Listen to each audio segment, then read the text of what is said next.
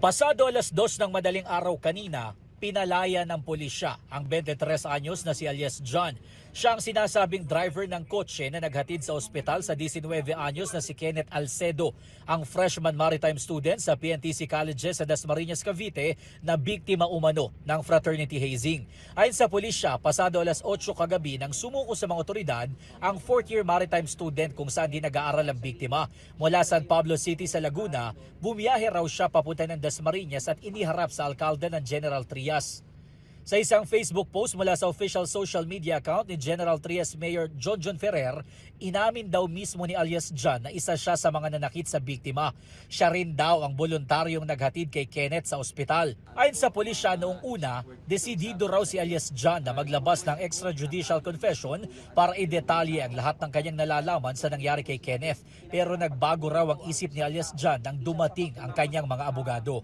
Base po sa pag-uusap nila, umatras po itong sumukong suspect po natin. So that means kung hindi po siya magbibigay ng extrajudicial confession, hindi po natin pwedeng gamitin po ang kahit anong statement po niya na-execute laban sa kanya po. Hindi po natin pwede siyang i-inquest. Hindi rin daw sapat sa ngayon ang mga ebidensyang hawak ng pulisya kaya hindi pa nila masasampahan ng reklamo si alias John. That doesn't mean na nag-stop na po yung investigation natin.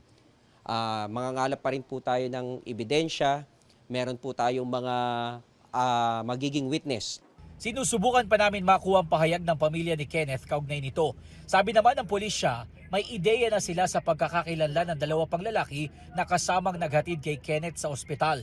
Napagalaman din nila na school-based ang nasabing fraternity. Ibig sabihin po nun ay lahat po ng mga nag-participate po dito at sumailalim sa initiation rights ay purely taga doon po sa eskwelahan po na yon. Hindi po pwedeng mag-appear or mag-join yung iba pong mga hindi po taga doon sa eskwelahan na yun. Sa statement ng PNTC Colleges, sinabi nitong nakikipagtulungan na sila sa investigasyon ng PNP.